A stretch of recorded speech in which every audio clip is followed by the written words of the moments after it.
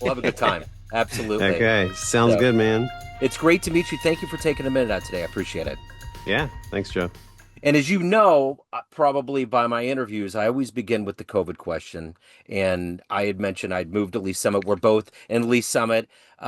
6 years ago, this thing really turned all of us Uh, into that changed so much about the world. How did you get through it? And how did it change you today? yeah, the one thing that happened, COVID was really crazy because I was CEO of a hospital, and my dad got sick March 14th, and so I went and saw him, and I thought he was getting better. I left that night, and the next day he ended up going to the hospital, being admitted, being intubated, and then, like 10 days later, he died. So on April 1st. So he was literally like one of the first people to pass away from COVID, and I wasn't allowed to visit him in the hospital, and I wasn't allowed to go to the funeral. And it made me, I think, a lot more empathetic for people who had people in the hospital. I was always trying to figure out a way that they could, get in and see them. So I was pretty empathetic. Yeah. Yeah.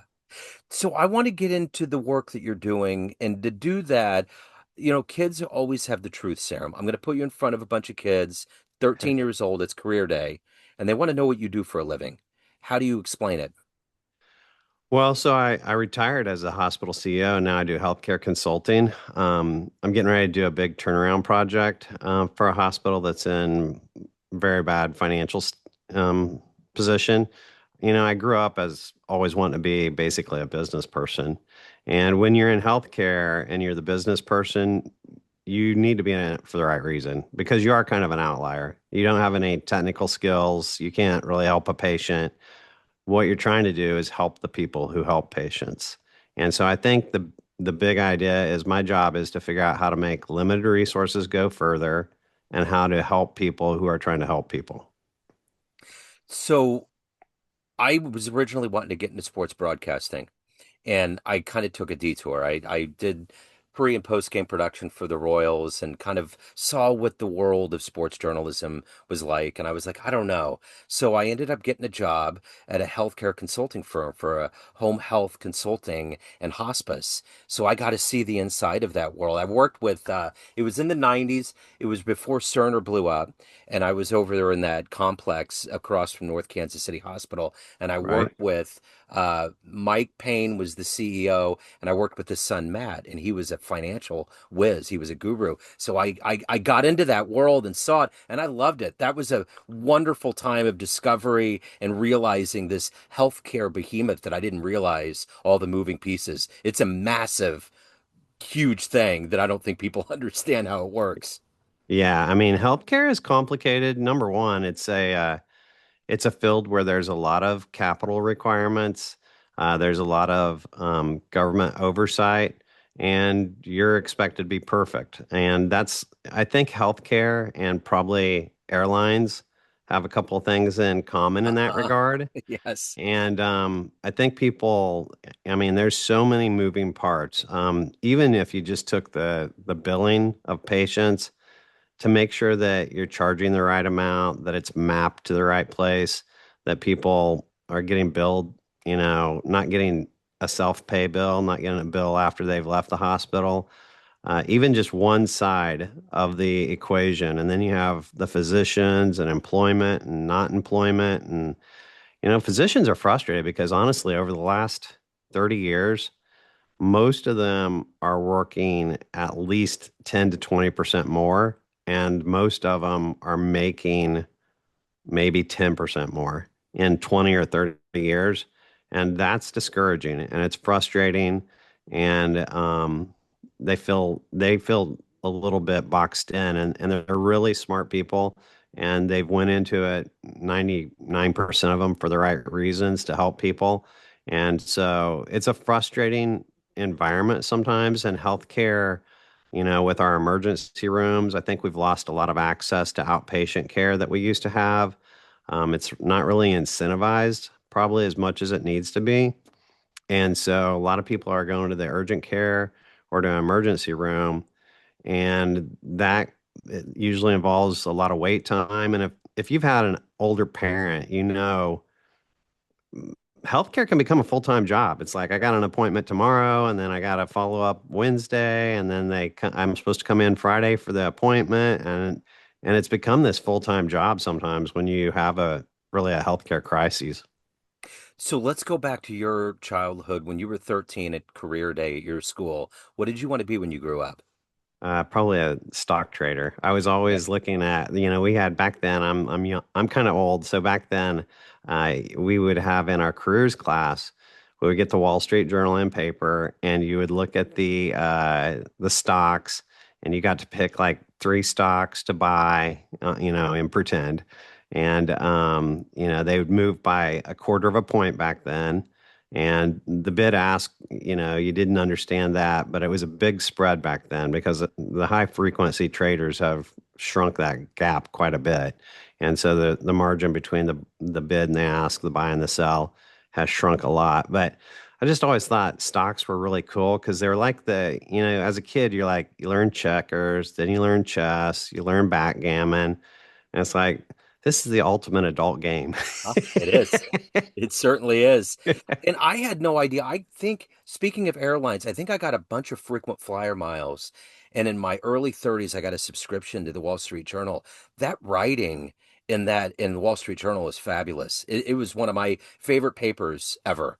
Yeah, they go a lot more in depth. I think there's, and we have papers and it's fine. There's so much that it's like a story happens in one place and everyone basically covers it with similar writing. But Wall Street Journal has people that take the time to investigate companies in depth and find out how they got there, why they got there, and what's going to get them in or out of it. And I think it's super unique because they're always on, when you're following a stock that's doing really well, you're really following the future because the businesses that are stocks are going up are almost always something that's going to be the future.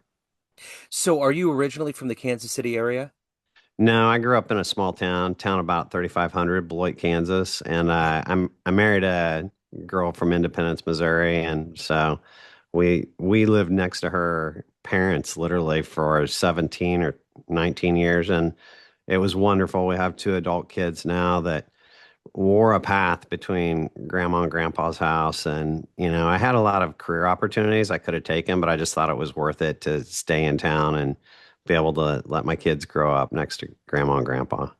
Speaking of growing up, what did you see growing up that made you want to get into stocks and being a CEO and eventually getting to this point in your life? How did this happen?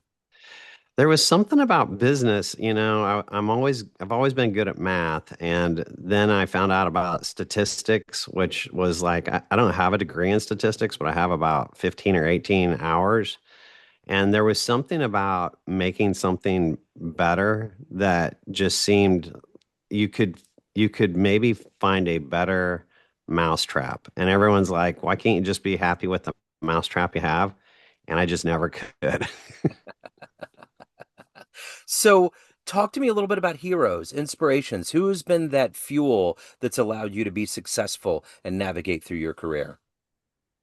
I really think my dad was a great example. My dad was a high school principal, and that kind of I had a little bit of a mouth that got me in trouble from time to time. And so it was kind of, I got in trouble one time and had to go meet with the principal. And the policy was that you had to, if you got in this sort of trouble, you had to meet with the principal and with their parents. So he called my mom, and the three of us had a meeting.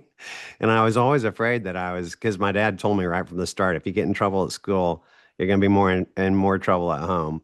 And so I was pretty ornery and was always trying to look for ways to maybe get right up to the edge without going over. And so my dad, though, was a very calm person. I rarely yelled, honest, transparent, loved nature, was faith-based.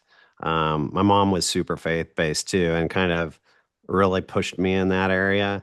And I think it was really a good example for me of what a family could be. And so it kind of inspired me and my family. And then when I moved to Kansas City, my father-in-law was just a great handoff of that. And all those things kind of, I always wanted to be my parents to be proud of me and my father-in-law to be proud of me. And I felt like if I did a good job in my at work, that because I was working in a local hospital. And so I wanted them to hear from the patients that, oh, Bret came up, he said hi to me.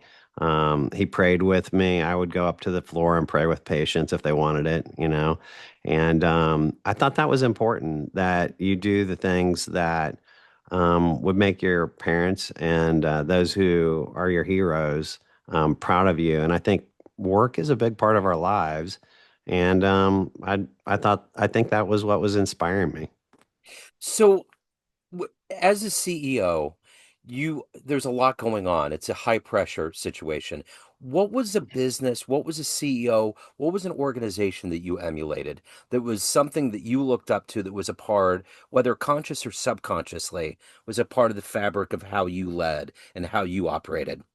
Yeah, I had stumbled upon some books way back when I first became a CEO, and one was by Quint Studer, and Studer had written a book. He later on turned this into a whole business and made a lot of money doing it, but I was very early into it.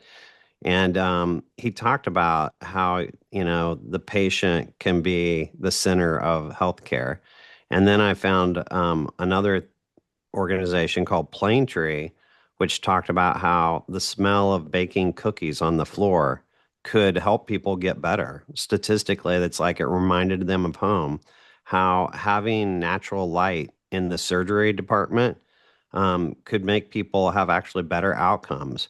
And so there were all these things that I'm like, man, can we do that? Can we inspire patients and help them feel more like they're at home and remind them of home and want them so that they kind of have their want to still? Because a lot of healthcare and a lot of getting better is your want to.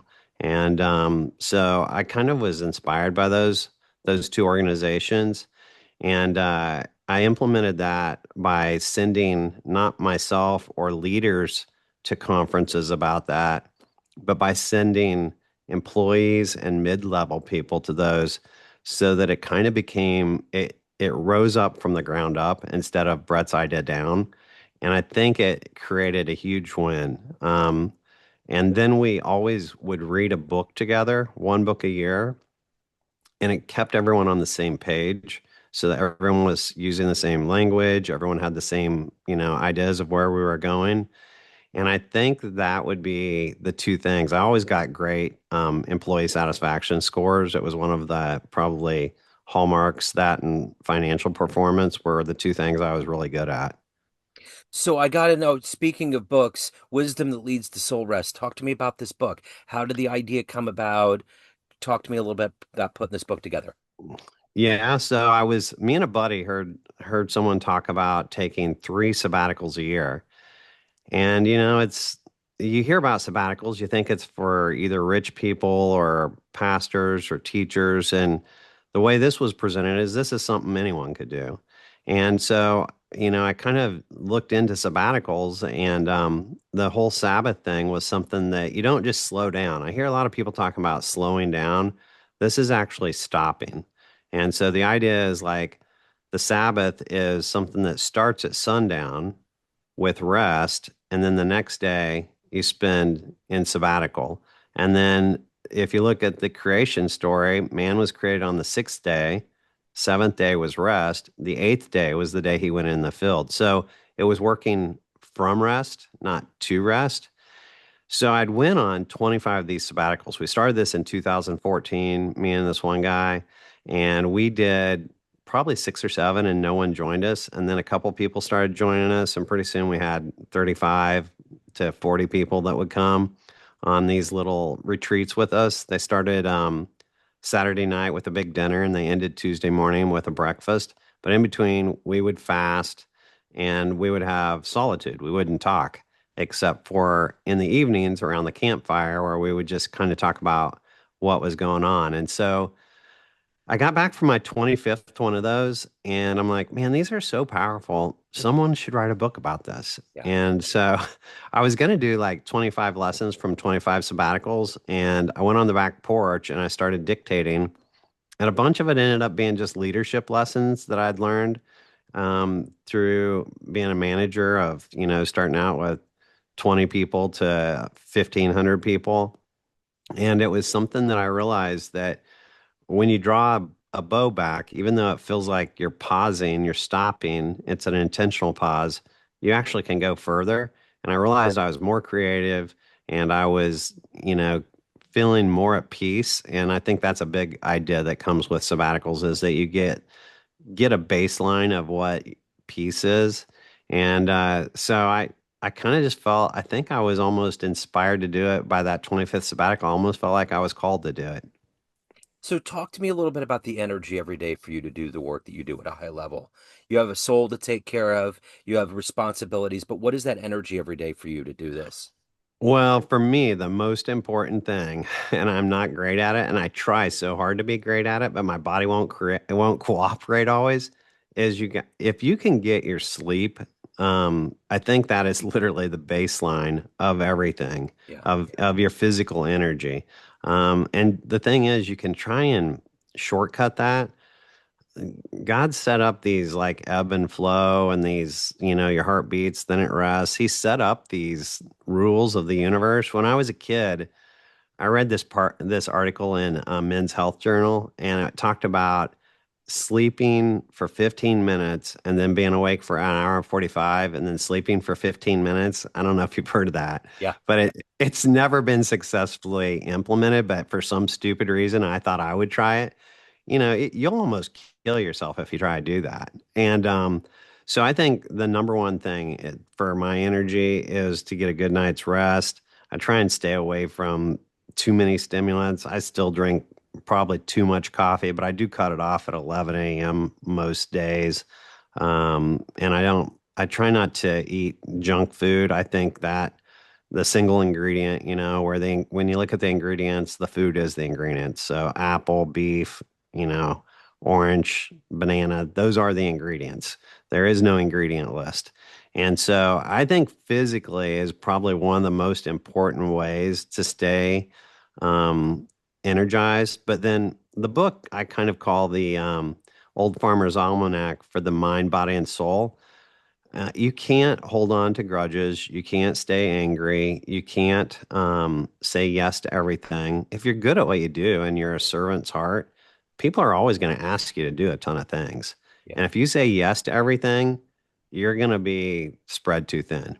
Yeah. And so you have to be kind of a guardian of your calendar. And I think if you physically stay fit, you stay away from these emotional engagements where you have to win fights, you have to hold on to grudges, and these sort of things, you're going to be tired. And when you don't do those things, you're going to be energized naturally, because I think that is the natural state that we're supposed to be in. So there was an episode of Seinfeld where Kramer tried to do that sleep schedule and he was a mess. He was a total mess. He was a mess all the He time. was all the time, but he was fumbling into the door and falling down and he was like, I'm good. And then his alarm would go off. He was like, I got to go to sleep. I'll be right back. Crazy. So, so I'm curious if you had a dream tonight, you ran into the 18-year-old version of you, and there Mm, was a film projector in the room, and you click play, and your life came up, a 60-second highlight reel. Is that mm. young version going to believe your life turned out this way? That's interesting. I think I would have probably guessed I was because when I went through college, I got an accounting degree, which I did not expect because my dad, like I said, was a high school principal. I wanted to drop typing class because I got moved into the other room by myself. And he would not let me drop typing class. And so I think it was my junior year or my senior year. I got halfway through accounting class in high school and I was about ready to lose my mind. It was the most tedious, boring thing I thought had ever been created in the business world because I'd taken every business class known to man. And it was basically like a bookkeeping class. And so I asked him if I could drop it at semester, and he let me drop that class at semester. Well, I went to my uncle's house for the summer. So it would have been my junior year that I dropped it. The summer before my senior year, I went to my uncle's house and did some stuff. He worked at a bank and they let me do, menial jobs to get, because I always thought that would be, and after working for that summer with him, I'm like, I got to be a banker. This is great. I love banks. This is going to be so fun. And I'm like, Uncle Paul, how can I get into a bank? He goes, well, you go to work for like the FDIC. In 5, 6, 7 years, you'll find a troubled bank and you could buy that bank and you could turn it around and you could be a banker. I'm like, that sounds great. I said, so I get a finance degree? He goes, yeah, you get a finance degree, but you probably need to be a CPA. I'm like, Uncle Paul, I dropped high school accounting. I hate accounting. So I literally, of all the things that 18-year-old Brett would have never believed, is that he would major in a degree that he hated. Yeah. Um, I just didn't ever, I don't know very many people who are like, I'm going to major in something that I don't like Right. just because I want to get where I want to get. Yeah. And so I think that would be one of the big surprises. I think, everything with, I married a beautiful girl. I always like, me and my brother, we'd go to church and we'd be like, we want the whole package. We want someone who's kind, beautiful, sweet, and a godly girl. And so I feel like I hit on all that. And I love my kids. I probably would have thought I was going to have more kids. I don't think I ever thought I was going in healthcare. I hate to say this, but the only time we went to the hospital, I'd never been in a hospital practically. I can't remember if I'd ever been in a hospital more than maybe one time, and I can't even remember specifically what that would have been before I went into healthcare. I always felt like that was like a dreaded place. Yeah. Yeah. And so we used to go, me and my friends would go to the hospital only into the front door. There was a Coke machine. We were 12 years old. We could reach our arm up there and grab a Coke. Yes. So let me ask you this. Everyone has a perception of you, family, friends, clients, everyone in all these different bubbles, but you run the show. What's your perception of you? Who do you think you are?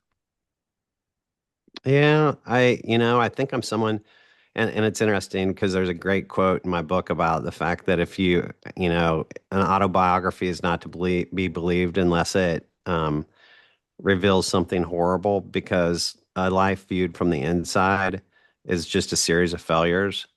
So I think, my perception of me is the disappointments, the shortcomings, the things I didn't do as well as I thought I would do. And, kind of maybe that there was the missed opportunities, I think, is the thing. And so my perception would be good, working it out by day, not great yet, maybe never great, and always learning, always curious, someone who might even drive people crazy with all their questions. Well, I love questions and you've done a great job. So I want to end on a high note here. And I got to say to everyone out there, I've done these interviews for a long time and I've never run into anybody from the same town I'm from, which is Lee Summit, Missouri. So I got to ask you this. If you could get into a time machine and go back to a year or a location in the annals of Lee Summit history and witness something, where would you go? What would you love to see? I was always a kid who loved the Wild West. I watched all those Lone Ranger and all the, I'm named after, remember Brett Maverick from the shows that played poker and stuff like that. Yeah. My brother's named after Heath Barkley from the Barclays. So I would have to go back to a time when it was the Wild West and just see what it was like to have gunfights, saloons, ride horses, and just see all the how things settled and how business was done back then too. I have to tap into my jazz roots. I would love to see Pat Metheny when he like first played at like one of the school concerts. Uh-huh. Back in the day, no one knows who he is, and he's just up there and just like take it in. It'd be fun. Wow. Yeah, and it'd be fun because just to see how much people improve because The thing you learn in life is if you, they say you got to do something for 10,000 hours to be Yeah. an expert at it. But I think the interesting thing is after you've done it for 10,000 hours, you find out how much better you get Oh, yeah. after 10,000 hours. Uh-huh. And so I think there's always a lot of improvement. There were things I learned in healthcare. I'm like, there cannot be anything surely I've learned almost as much as I can know. And then I'd learn a new trick from That's it. a nurse or a doctor, and I'd be like, man, I never realized that. I never thought of that. So what would be really cool is to compare the first version of him and the last version. Oh, yeah. That would be totally cool. Yeah. So if anybody wants to reach out, they want to hire you, questions, any of the good business, where do they go? Yeah, you can go to sabbaticaltaker.com. So it's named after the idea that we can all be sabbatical takers, and that with rest we can all go further. And sabbatical has two B's in it, and there's contact place there for me. Okay. I will put the link in the show notes. Bret, what a joy. So great to meet you. Thank you, sir. Thank you for taking a minute out today. And hopefully we'll run into each other in person in real time in Lee Summit. I'd love that. Thanks, Joe. Cool. Thank you. I appreciate it.